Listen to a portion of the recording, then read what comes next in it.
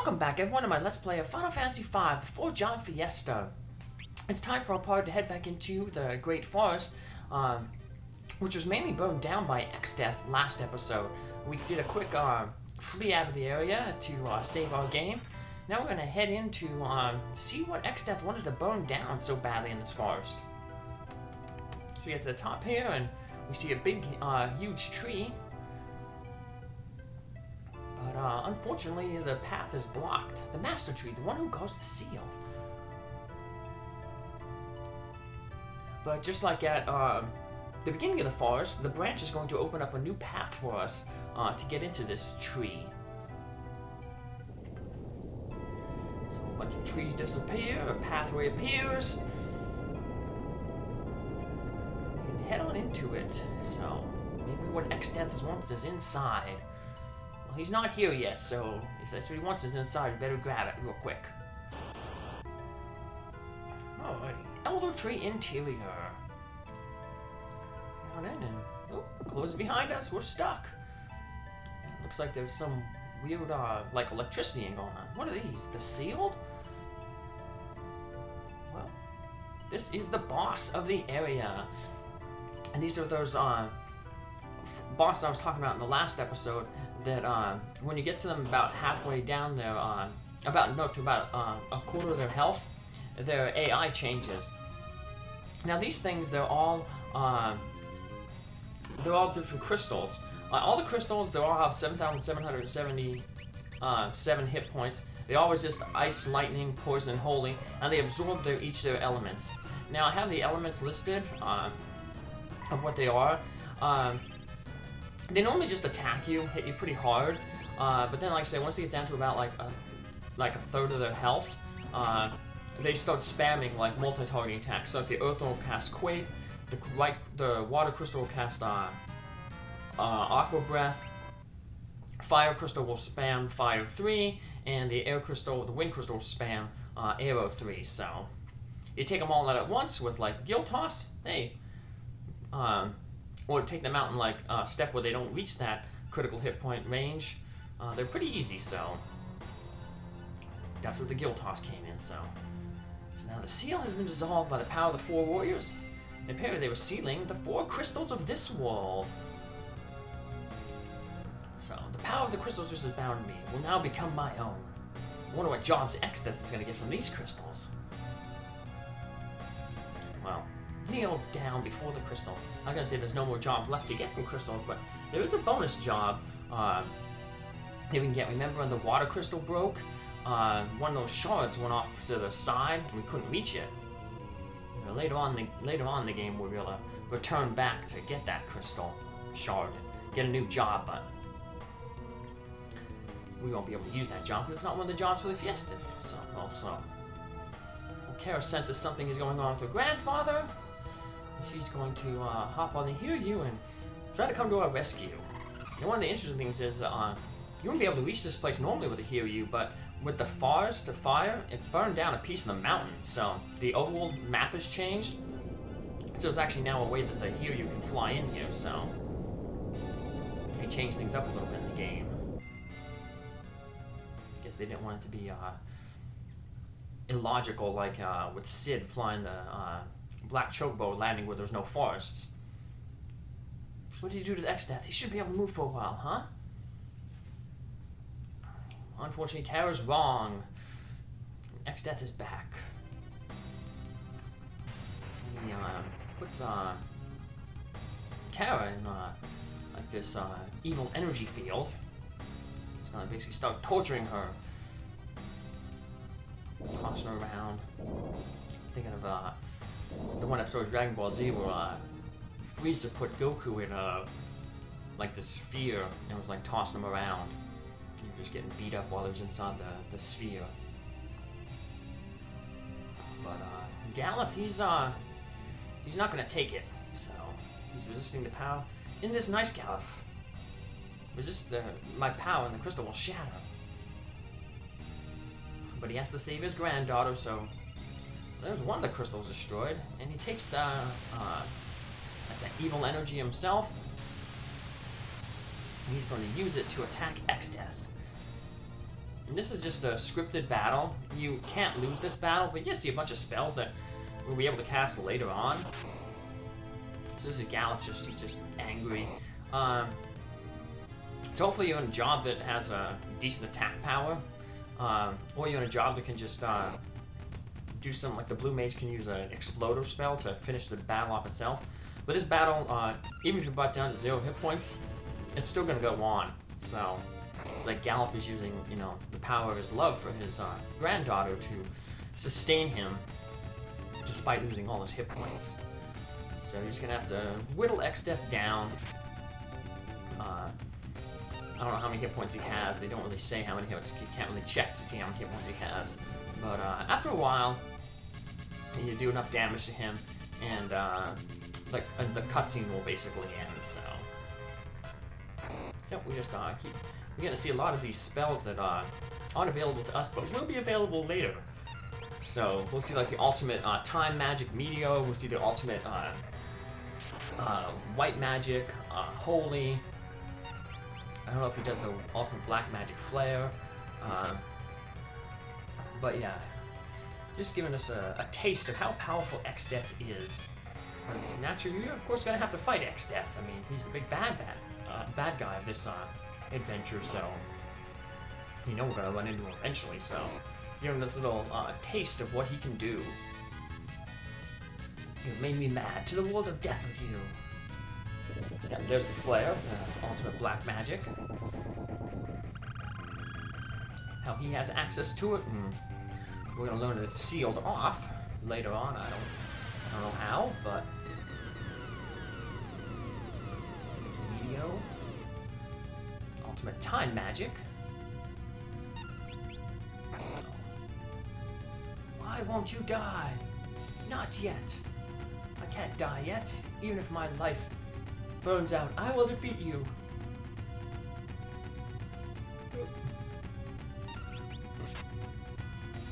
I cannot be defeated by anger or hatred.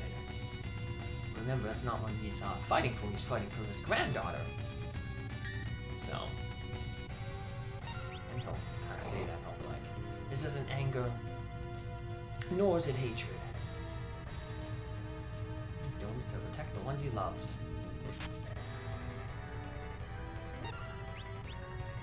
It reminds me of the sacrifice of Tella in Final Fantasy IV. Although Tella was using rage and anger when he fought Golbez, who was like kind of another evil sorcerer. Yeah, we'll get to that game eventually. Probably next year, because they're going to finish off Dragon Quest 3 and 4 this year, so. But Exdeath takes the remaining 3 crystals and flees back to, we'll go into his castle. So Galuf not only saved his granddaughter, but he also saved us, because Angels, Lenna, and Faris, because we were getting, shocked by that crystal's power, like the Emperor shooting that force lightning at Luke, crystal lightning. Grandpa, Galuf, get up! Everyone talks about Final Fantasy VII, the sacrifice of Eris, but people, dying in Final Fantasy has been happening for a long time. We saw that back in Final Fantasy II. You had Joseph, Min, Rickard, all those Scott, all those characters who were with the party, who interacted with the party, sacrificed themselves in the fight against the Empire. So Galuf is just the newest one, but he was like almost a permanent party member for so long, so we've been playing him for hours. Grandpa, no, don't die.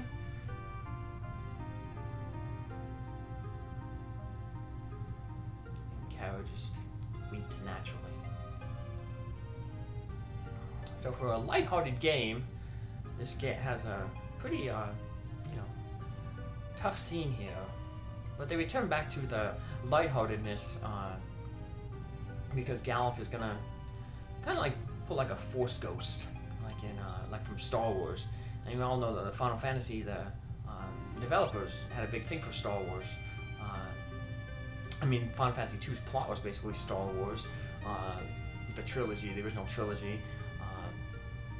And then you have Biggs and Wedge, reoccurring characters who are the wingmen of Luke in A New Hope. They're like recurring characters in future Final Fantasies. You'll start seeing them in 6. And they appear in 7 and a month 8, and everyone else from there. I think they have a Biggs and a Wedge. Grandpa's calling. So yeah, we're gonna see Galuf kind of come back and help us. So even though we've lost Galuf, Cara is going to inherit all his abilities. What, Grandpa? She has slightly different stats than Galuf.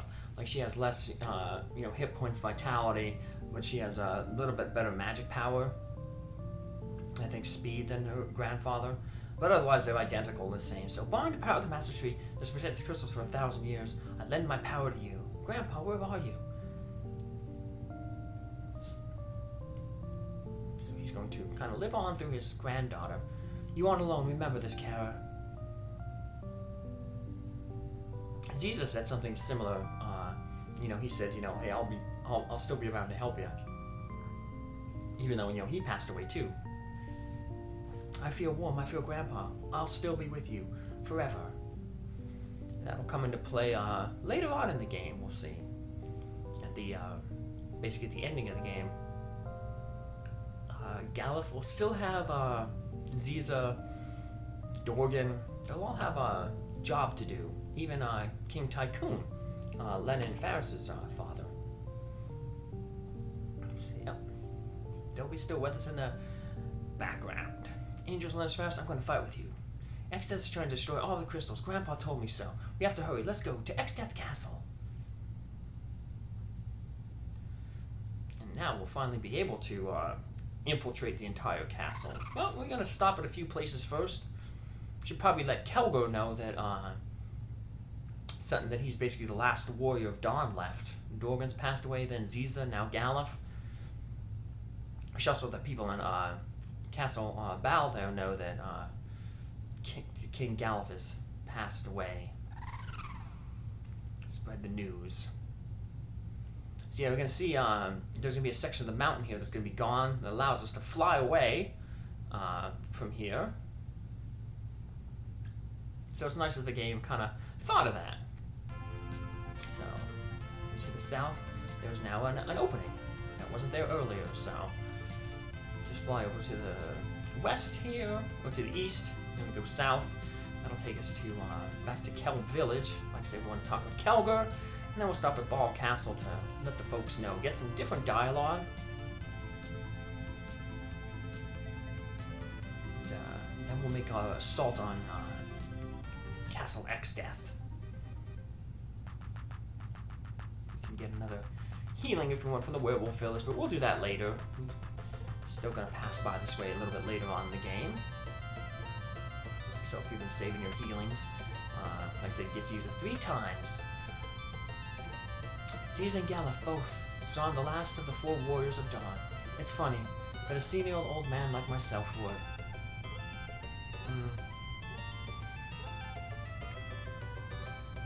Alright, well, we passed the news on. Now we need to pass the news on to the people in Ball Castle. Give it some inventory here because we have Exdeath's Castle coming up, and there's going to be a lot of stuff, a lot of treasure that we want to get in there. So try to empty out our inventory as much as we can, so that we have room for all that treasure. So we're gonna have to put Cara back in a job now, so she'll go back into the. We can see what she looks like in all the different jobs. So she has a more like a cutesy chibi style to her than the other characters. So we're going to equip her. She'll be, Galuf's replacement. So we'll put her in Galuf's job.